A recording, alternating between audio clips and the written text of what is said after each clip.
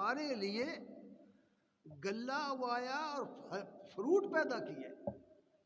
کرو گنتی، اس کی نعمتوں کی گنتی کرو. یہ سب کچھ اس کا استعمال کر کے، زمین اس کی استعمال کر کے، آسمان کی چھت اس کی استعمال کر کے، پانی اس کا استعمال کر کے، ہوا اس کی کھا کر شکریہ غیروں کا کیوں کرتے ہو؟ فلا تجعلوا للہ اندادا وانتم تعلمون. جانتے بوجھتے اس کے ساتھ شرک مت کرو. اس کے مد مقابل اس کے ند مقرر مت کرو. مت اس کے مقابلے میں مشکل کشا گھڑو. حاجت روا اس کے سوا نہیں ہے کوئی. وہی خالق، وہی مالک، وہی زندگی دینے والا، وہی موت دینے والا، وہی شفا دینے والا، وہی بیماریاں دینے والا، سب کچھ دینے والا وہی. واللہ خیر الرازقین. اس کے ساتھ شرک مت کرو. پھر جانتے بوجھتے. یہ ہے دعوت، قرآن کی دعوت. یہ ہے قرآن کا پیغام انسانوں کے نام.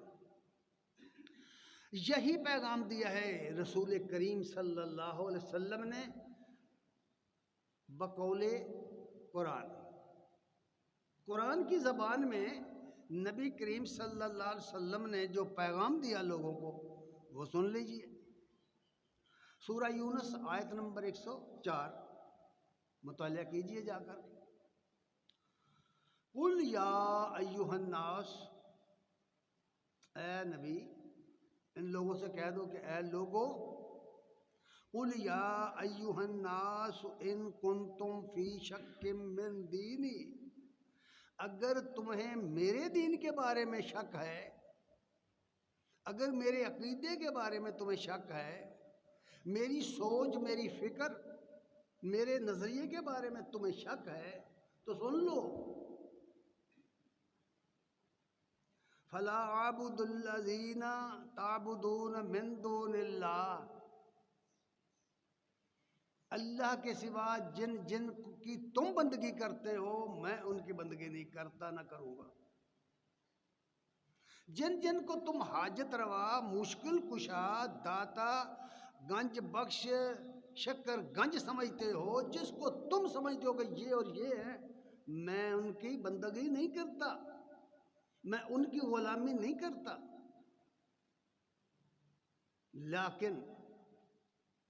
ولیکن اعبد اللہ الذی یتوفاکم، میں اس اللہ کو مانتا ہوں، میں اس اللہ کی بندگی کرتا ہوں جو تمہیں موت دیتا ہے. دیکھا نا استدلال. اب کوئی آدمی بتائے کہ جب اس کو موت آتی ہے تو کس کی طرف سے آتی؟ کون مارتا ہے؟ کون وفات دیتا ہے؟ کون زندگی دیتا ہے؟ موت بھی اللہ کے ہاتھ میں، زندگی بھی اللہ کے ہاتھ میں. زندگی کے دونوں سرے اللہ کے ہاتھ میں، اور دعائیں غیروں کی، پکار غیروں کی. فرمایا نبی صلی اللہ علیہ وسلم سے فرمایا گیا، قل، اے نبی ان سے کہہ دو، یا ایھا الناس ان کنتم فی شک من دینی، میرے طریقہ کار میں تمہیں شک ہے، اگر میری نظریات میں تمہیں شک ہے، میرے عقیدے میں تمہیں شک ہے، ان سے کہہ دو اے لوگو تو سن لو، فلا اعبد الذین تعبدون من دون اللہ، جن کی اللہ کے سوا تم بندگی کرتے ہو میں ان کی بندگی نہیں کرتا. ایک مسلمان کو جو مان لے گا، ساری دنیا کے لیے یہ دعوت ہے، کوئی ہندو ہو، عیسائی ہو، یہودی ہو، کوئی مسلمان ہو، مسلمانوں کا کوئی فرقہ ہو، سب کو یہ دعوت. اور ساتھ ہی فرمایا وَأُمِرْتُ، مجھے حکم دیا گیا ہے. نبی کریم صلی اللہ علیہ وسلم فرما رہے ہیں مجھے حکم دیا گیا ہے، وَأُمِرْتُ أَنْ أَكُونَ مِنَ الْمُؤْمِنِينَ، مجھے حکم دیا گیا ہے کہ میں ہو جاؤں ایمان والوں میں سے، میں ہو جاؤں ایمان لانے والوں میں سے. سب سے پہلے اس دعوت پر، اس حق پر جو ایمان لائے وہ اللہ کے رسول ہیں۔ آمن الرسول بما انزل الیہ من ربہ والمؤمنون، ایمان لائے یا لے آئے اللہ کے رسول اس چیز پر جو اللہ نے اس پر اتاری تھی، اور ایمان لانے والے بھی، اور ایمان لانے والے بھی ایمان لے آئے۔ حضرات گرامی قدر، سب سے بنیادی چیز ایمان ہے۔ ایمان کے بغیر کوئی عمل نتیجہ خیز نہیں ہوگا، کوئی عمل ایمان کے بغیر نتیجہ خیز نہیں ہوگا، اور کوئی عمل جس طرح ایمان کے بغیر نتیجہ خیز نہیں ہوگا، اسی طرح ایمان رکھیں عمل نہ کریں۔ ایمان رکھیں جی، اللہ ایسا ہے، اللہ ایسا ہے، اللہ کی صفات پر ایمان لائے، اللہ کی ہستی کو مانا۔ ساری دنیا اللہ کو مانتی ہے، ساری دنیا مانتی ہے۔ یہودی اللہ کو مانتا ہے، عیسائی اللہ کو مانتا ہے، ہندو اللہ کو مانتا ہے، جتنی کافر دنیا ہے سب کی سب اللہ کو مانتی ہے۔ مکے کے کافر اللہ کو مانتے تھے۔ جب ان سے پوچھا گیا نا وَلَئِنْ سَأَلْتَهُمْ مَنْ خَلَقَ السَّمَاوَاتِ وَالْأَرْضَ، اے نبی ان سے پوچھو زمین و آسمان کا خالق کون ہے، ان سے پوچھو، تو جواب دیتے ہیں کہ اللہ۔ مانتے ہیں نا؟ اپنے بچوں کے نام رکھے عبداللہ، عبد الرحمن، کیوں؟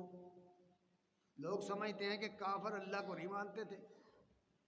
بھائی اللہ کو تو ساری دنیا مانتی ہے، لیکن مطالبہ جو ہے وہ یہ ہے کہ اس طرح مانو جس طرح محمد الرسول اللہ صلی اللہ علیہ وسلم نے بتایا ہے، اس طرح مانو جس طرح محمد الرسول اللہ نے آ کے بتایا کہ اللہ کو کیسے ماننا ہے، اس طرح مانو۔ اس طرح ماننے کے لیے پورے قرآن کا خلاصہ نکالا گیا ہے سورہ اخلاص کے اندر۔ قل هو اللہ احد، کہہ دیجئے اللہ یکتا ہے، اللہ یکتا ہے۔ دنیا میں اس کائنات کے اندر کوئی چیز ایسی نہیں ہے جس کی آپ نشاندہی کر سکیں کہ وہ یکتا ہو۔ کوئی چیز اس دنیا میں یکتا نہیں ہے سوائے اللہ کی۔ اللہ یکتا ہے۔ یہاں جو کچھ تمہیں نظر آئے گا وہ دراصل مرکب ہے، ایک چیز دوسری سے ملی ہے تب ایک چیز تیسری بنی ہے۔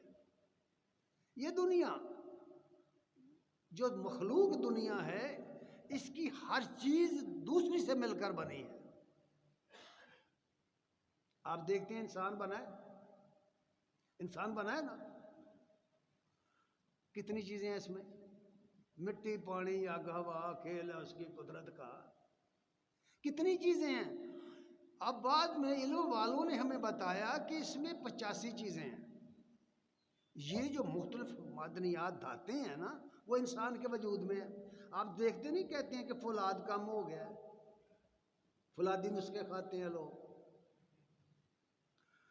کبھی کہتے ہیں جی کیلشیم ختم ہو گیا ہے، نمکیات ختم ہو گئے ہیں جسم کے اندر سے۔ یہ جتنی خوراک آپ کھا رہے ہیں یہ اس وجود کو برقرار رکھنے کے لیے، اور اس میں وہ ساری چیزیں ہیں۔ کوئی چیز یہاں ایسی، درختوں کو دیکھو، نباتات کے دیکھو، وہ مختلف چیزیں مل کر بنے۔ یہ پانی مختلف گیسوں کا مجموعہ ہے۔ کوئی چیز یہاں یکتا نہیں ہے، اللہ یکتا ہے۔ اس لیے اس کی صفت احد بیان کی گئی ہے۔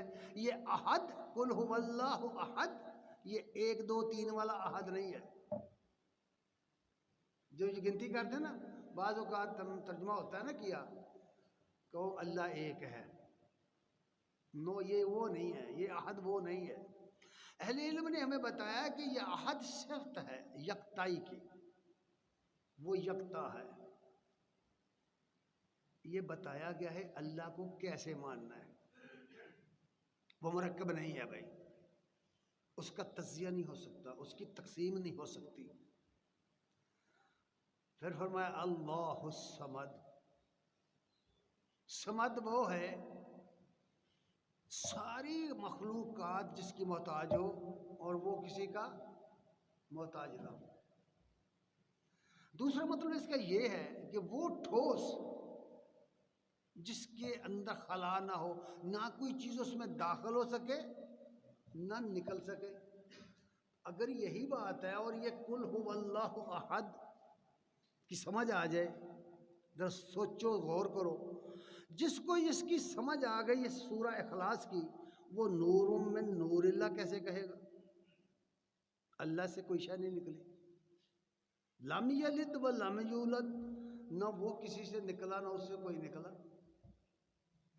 آسان طریقے سے بتائی ہے یہ بات، اللہ کو کیسے ماننا ہے۔ وَلَمْ يَكُنْ لَهُ كُفُوًا أَحَدٌ، اور کوئی اس کا ہمسر نہیں دنیا میں۔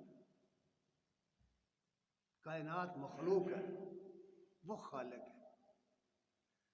اللہ کو ماننا ہے، اس کے ساتھ شرک نہیں کرنا، اس کا ند مقرر نہیں کرنا، اس کا مماثل مقرر نہیں کرنا، اس کی مثال مقرر نہیں کرنا، اس جیسا کسی کو نہیں کہنا، اس کی صفت کسی کے اندر نہیں ماننا۔ کیا سمجھے؟ اللہ زندہ ہے نا، اللہ زندہ ہے، عرش پر ہے۔ ثم استوى على العرش ان ربكم الله الذي خلق السماوات والارض في 6 ايام ثم استوى على العرش۔ تمہارا رب وہ اللہ ہے، ان ربکم اللہ الذی، تمہارا رب وہ اللہ ہے جس نے 6 روز میں زمین اور آسمان بنائے اور پھر عرش کے اوپر متمکن ہو گیا۔ عرش کے اوپر بیٹھا نہیں، اس سے پرے چلا گیا۔ عرش آخری مخلوق ہے، اس سے پرے کوئی مخلوق نہیں ہے۔ اس طرح اللہ کو ماننا ہے۔ پھر یہ اس کی قدرت کے مظاہر ہم دن رات دیتے ہیں، یغشی اللیل النہار یطلبہ حثیثا والشمس والقمر والنجوم مسخرات بامرہ۔ یہ دیکھتے نہیں کہ یہ کیسا سسٹم ہے بھائی، رات دن پر چھا گئی، رات دن پر ڈھانک دی اور دن اس کے پیچھے بھاگتا چلا آتا ہے۔ اربع سال گزر جائیں گے، گزر گئے، وہ پکڑ نہیں سکتے۔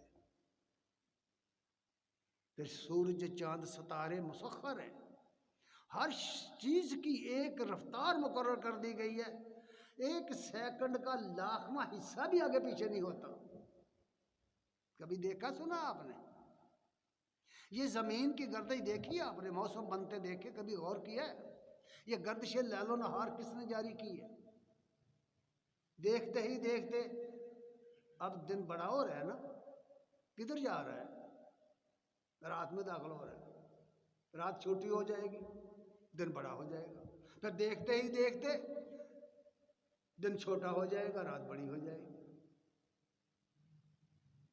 یہ چیزیں یولج اللیل فی النہار ویولج النہار فی اللیل ویخرج الحی من المیت ویخرج المیت من الحی، داخل کرتا ہے رات کو دن میں، دن کو رات میں، اور مردے کو زندے سے، زندے سے مردے کو پیدا کر رہا ہے۔ وَيَرْزُقُ مَن يَشَاءُ بِغَيْرِ حساب، اور حساب کے بغیر روزی دیتا ہے جسے دیتا ہے، روک نہیں سکتا کوئی، زیادہ کر نہیں سکتا۔ یہ سارا سسٹم جو چل رہا ہے اس پر ہم نے کبھی غور نہیں کیا۔ یہ ہے وہ اللہ، یہ ہے وہ رب جس کے ماننے کی یہاں بات کی گئی ہے۔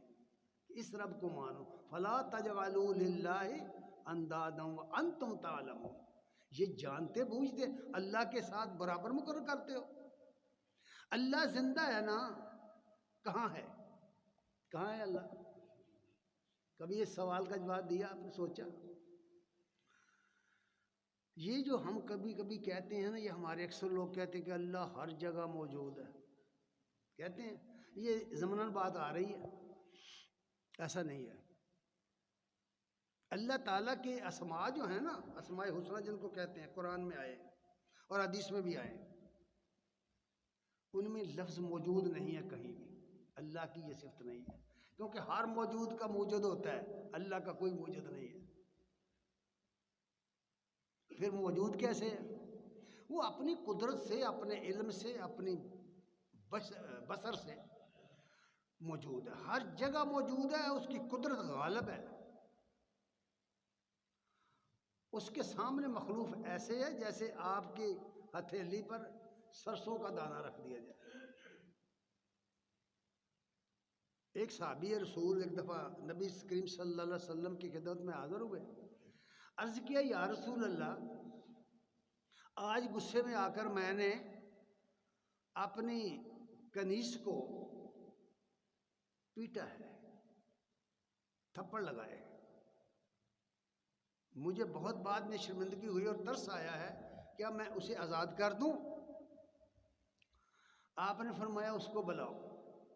اس لونڈی کو بلایا گیا، آپ نے اس سے پوچھا، اس لونڈی سے پوچھا این اللہ، اللہ کہاں ہے؟ اگر ہم سے یہ سوال ہوتا تو ہم کہتے ہر جگہ ہے، کیونکہ ہم اتنا ہی جانتے ہیں بھائی۔